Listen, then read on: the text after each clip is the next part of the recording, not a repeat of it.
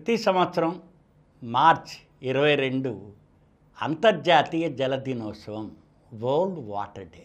United nations అంటే ఐక్యరాజ్య సమితి 1993 నుంచి గత 3.5 దశాబ్దాలుగా నీటి యొక్క ప్రాధాన్యతను, దాన్ని సంరక్షించవలసిన ఆవశ్యకతను గుర్తు చేస్తూ ప్రతి సంవత్సరం మార్చి 22వ తేదీన ఈ అంతర్జాతీయ జల దినోత్సవం జరిపిస్తుంది. ఈ సంవత్సరం ఐక్యరాజ్య సమితి మనకి ఈ గ్లేషియర్స్ అంటే ఎత్తైన పర్వతాల్లో మంచు గడ్డగట్టుకుని ఉంటుంది, నీరు, మంచి నీరు, దాన్ని ప్రొటెక్ట్ చేయడం గురించి మనకి థీమ్గా ఇచ్చింది, గ్లేషియర్స్ ప్రొటెక్షన్. ఎందుకంటే మనం భూమి మీద చూసినట్లయితే 3 వంతులు నీరు ఉంది, 1 వంతే భూమి ఉంది.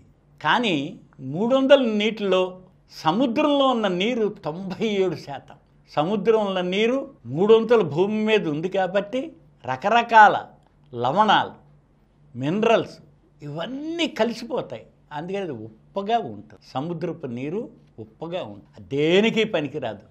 తాగడానికి కానీ, యంత్రాల్లో ఉపయోగించడానికి కానీ, వ్యవసాయానికి కానీ, దేనికి మనకి సముద్రపు నీరు ఉపయోగించుకోవడానికి పనికిరాదు. కానీ ఈ భూమి మీద జీవాలు బతకాలంటే ప్రాణం అన్నది, ప్రాణాధారం నీరే.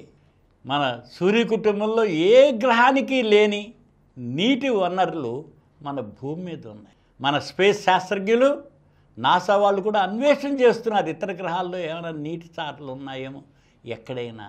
ప్రాణులు బతకడానికి నీరే ఆధారం. అలాంటి నీరు 97% సముద్రాల్లో ఉంటే 3% మాత్రమే మంచినీరు. ఈ మంచినీరు కూడా ఎలా వస్తుంది? సముద్రపు జలాల్ని సూర్యరశ్మి ద్వారా ఎగరడం వలన నీటి బిందువులు మేఘాల రూపంలో ఎత్తైన కొండల మీద, అనేక భూ ప్రాంతాల మీద వర్ష రూపంలో పడుతుంది. ఈ నీరు మంచినీరు. ఈ మంచినీటిలో మనకి నదుల్లో కానీ, కాలువల్లో కానీ, చెరువుల్లో కానీ, దాని తర్వాత వర్షపు కుంటలలో కానీ మంచినీరు లభిస్తుంది. అలాగే ఎత్తైన పర్వత శ్రేణుల్లో మనకి ఈ నీరు మంచు రూపంలో గడ్డ కట్టుకుపోయి ఉంది. ధ్రువాల దగ్గర గడ్డ కట్టుకుపోయి ఉంది. ఉత్తర ధ్రువం, దక్షిణ ధ్రువం. మంచినీటిలో 70% మనకి ఉత్తర ధ్రువం, దక్షిణ ధ్రువాలు చూస్తే దక్షిణ ధ్రువంలోనే 70% ఉంది. దాని తర్వాత ఈ గ్లేషియర్స్ అనేవి మనకి హిమాలయ పర్వత శ్రేణి చాలా ఎక్కువ. ఆల్స్ పర్వతాల్లో ఉంది, ఎత్తైన పర్వత ప్రాంతాలు.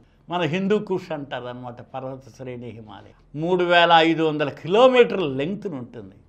అటు ఆఫ్ఘనిస్తాన్, పాకిస్తాన్, ఇండియా, నేపాల్, టిబెట్, దాని తర్వాత చైనా, బర్మా అంటే మయన్మార్ అంటారు.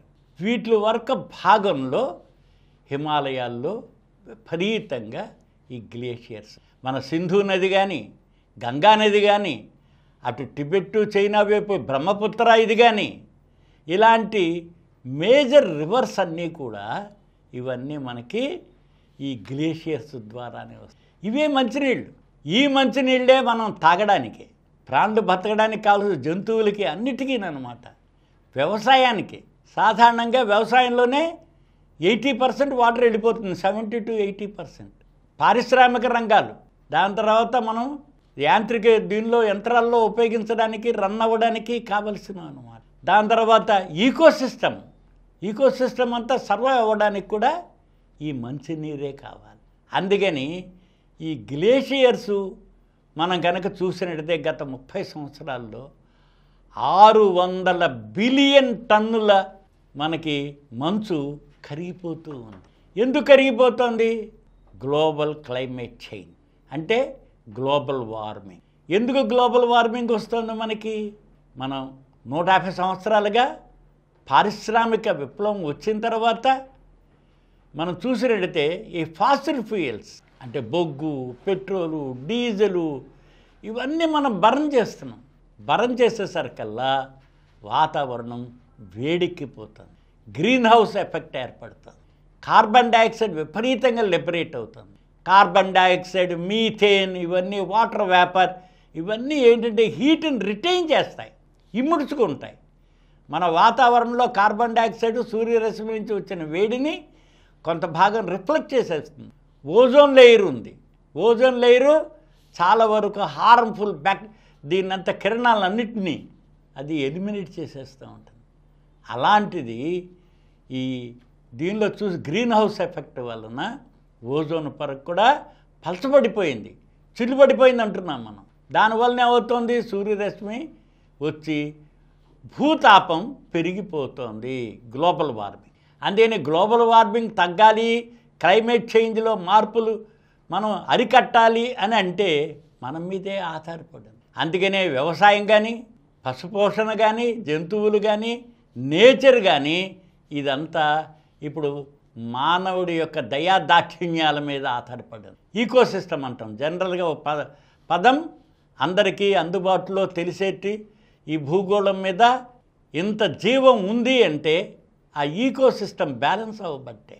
ఈ ఈకోసిస్టమ్ అంతా మనకి గ్లోబల్ క్లైమేట్ చేంజ్లో వచ్చిన మార్పుతోటి దెబ్బతింటాం. దానివల్ల ఏమవుతున్నాయి, ఈ గ్లేషియర్స్ కరిగిపోతాయి. ప్రతి సంవత్సరం సెటిలైట్స్ ద్వారా గ్లేషియర్ యొక్క సైజ్ మెజర్ చేస్తున్నారు, పొడవు, వెడల్పు, మందం.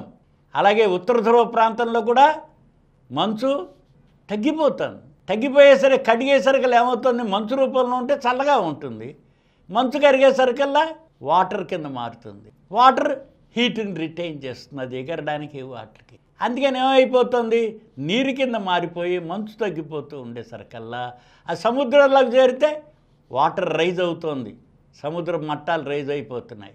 సముద్ర మట్టాల లెవెల్లో ఉండే కంట్రీస్ అన్నీ కూడా నేలలు పూడిపోతాయి, ఫ్లడ్స్ వచ్చేస్తాయి. అలాగే ఇప్పుడు గ్లేషియర్స్ మనం చూస్తే ఎంత ప్రమాదంగా ఉందంటే, మనం ఉత్తరాఖండ్లో వాటిలో కూడా చూసాం.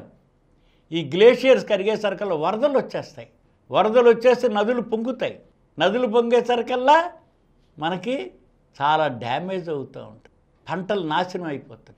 దాంతో క్లైమేట్ చేంజ్ వలన అకాల వర్షాలు ఓ పక్కేమో హెవీ రెయిన్స్, రెండో పక్క డ్రాట్ అంటే అతివృష్టి, అనావృష్టి. అందుకని ఈ గ్లేషియర్స్ని మనం సేవ్ చేసుకోవాల్సిన అవసరం ఉంది. అంతేకాకుండా వాటర్ ప్రాధాన్యత ఏమిటి అని చూసినట్లయితే మనం కలుషితం చేసేస్తున్నాం, ఉపయోగించే నీటిని సక్రమంగా మనం డిస్పోజ్ చేయట్లేదు, కలుషితం చేసేస్తాం. నీటిలో అన్ని పదార్థాలు ఇంచుమించు కరిగిపోతాయి, అన్ని పదార్థాలు కరిగిపోతాయి. అందుకని నీటి యొక్క నాణ్యత తగ్గిపోతుంది, విషతుల్యంగా మారిపోతుంది. మురుగు కాలువలను పెంచుతున్నాం మనం, వాటిని మనం ట్రీట్ చేయటం లేదు, దాంతో రోగాల బారిన పడిపోతున్నాం. మనం నీటి ద్వారా సంక్రమించే వ్యాధులే ఎక్కువగా ఉంటున్నాయి. మనతో పాటు మన తోటి ప్రాణులైన జంతువులు, వృక్షాలు, నీరు లేకపోతే వృక్షాలు కూడా పంటలు ఎండిపోతున్నాయి కదా. మంచినీరు సరిపోయిన లేకపోతే పంటలు కూడా నాణ్యత గల పదార్థాలు అవి డెలివరీ చేయలేవు కదా, ఇవ్వలేవు కదా, పంటలు పండవు కదా. అందుకని స్వచ్ఛమైన నీటి యొక్క స్వచ్ఛతని అంటే మంచి నీటిని మనం కాపాడుకోవాలి. రెండోది నీటి వనరుల్ని అభివృద్ధి చేసుకోవాలి, అది కలుషితం కాకుండా చూడాలి. గ్రౌండ్ వాటర్ లెవెల్ని మనం పెంచుకోవాలి. ఒకప్పుడు ఏమిటంటే నూతులు తవ్వుకుని తోడుకునేవాళ్ళం, ఇప్పుడు 2-3 వేల అడుగుల లోతు వరకు కూడా డీపీఎల్ పంప్స్ వచ్చేసి వాటర్ లాగేస్తాయి. కానీ గ్రౌండ్ వాటర్ను కూడా మనం రీఛార్జ్ చేయటం లేదు, అవి వాటర్ బ్యాంక్స్. అందుకని ఈ పడిన వర్షాన్ని సేవ్ చేసుకోవాలి. ఈ ఏదైతే 97% సముద్రాల్లో ఉంటే 3% మంచినీరే అనుకుంటే, అందులో 2% మంచినీరు ఈ గ్లేషియర్స్ రూపంలోనూ, ధృవాల రూపంలో, మంచు రూపంలో, 1% మాత్రమే మనకి అవైలబుల్గా ఉంది. మన నదుల్లో కానీ మన చుట్టూ కానీ చూసినట్లయితే అసలు 0.3% అంటారు. మన దగ్గర 200 కోట్ల మంది జనాభాకి అసలు మంచినీటి సదుపాయమే లేదు. ఐక్యరాజ్య సమితి చాలా బాధపడుతోంది, వీళ్ళందరికీ నీటి సదుపాయాలు, అవకాశాలు అందించలేకుండా ఉన్నామని. ఉన్న నీటినేమో మనం కలుషితం చేసుకుంటున్నాం. అందుకని నీటి ప్రాధాన్యతను గుర్తిస్తూ ఈ ప్రపంచ జల దినోత్సవం, నీటి దినోత్సవం రోజున మనందరం కూడా శ్రద్ధ వహించి మన అవసరాలు తీర్చడానికి, మన అవసరాలు కావలసిన దాన్ని కలుషితం లేని నీటిని మనం వాడుకోవడం, మనం వాడిన నీటిని కాలుష్యానికి శుద్ధి చేసి దూరంగా ఉంచి మళ్ళీ మన నదుల్లోనూ కాలువల్లోనూ కలపడం. రెండోది నీటిని ఇంకింపజేయడం. అవసరం కొద్దీ అవసరం వరకే మనం కెమికల్స్ వాడవలసిన అవసరం ఉంది. ఇప్పుడు ఈ కెమికల్స్ వలన కూడా నీరు చాలా పాడైపోతుంది. అందుకని నీటి ప్రాధాన్యతను తెలియజేయడం. అందులో ఈ సంవత్సరం థీమ్ ప్రకారం మనకి సుమారుగా 2 బిలియన్ అంటే 200 కోట్ల మంది ప్రజలు గ్లేషియర్ వాటర్ మీదే ఇప్పుడు గంగా, సింధు నదులు, బ్రహ్మపుత్ర వాటి పరివాహక ప్రాంతంలో, అలాగే టిబెట్లోను, చైనాలోను, ఇటు ఆఫ్ఘనిస్తాన్లోను, అటు బర్మాలోను నదుల మీద ఆధారపడి ఉన్నారు. అవి గ్లేషియర్ ఫీడ్ అవుతున్న నదులే. గ్లేషియర్స్ కనుక ఎండిపోతే అసలు ఈ నదులు ఎండిపోతాయి. గ్లేషియర్స్ కనుక తొందరగా కనుక కరిగినట్లయితే వరదలు వచ్చేస్తాయి. దాంతో కరువు కాటకాలు వచ్చి నీరంతా పోయి పట్టణాలు మునిగిపోతాయి, పొలాలు మునిగిపోతాయి, పంటలు నాశనం అయిపోతాయి. అందుకని గ్లేషియర్ యొక్క ప్రాధాన్యతను తెలియజేయడం ఐక్యరాజ్య సమితి యొక్క ముఖ్య ఉద్దేశం.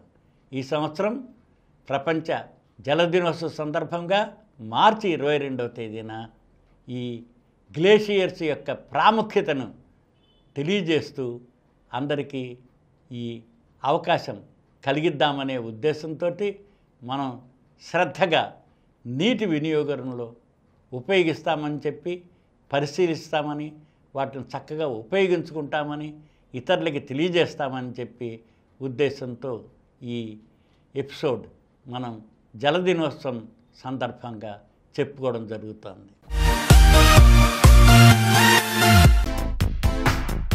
ఈ కార్యక్రమం మీకు ఎంతో నచ్చింది కదా. ఇటువంటి మరిన్ని వీడియోల కోసం అనతి కాలంలోనే 20 కోట్లకు పైగా వ్యూస్ సాధించిన సమరం ఛానల్ సమర్పించు సమరం సైన్స్ వరల్డ్ ఛానల్కు సబ్స్క్రైబ్ చేయండి, లైక్ చేయండి, మీ ఫ్రెండ్స్కి షేర్ చేయండి. అలాగే ప్రక్కనున్న గంట సింబల్ని ప్రెస్ చేయడం మర్చిపోకండి.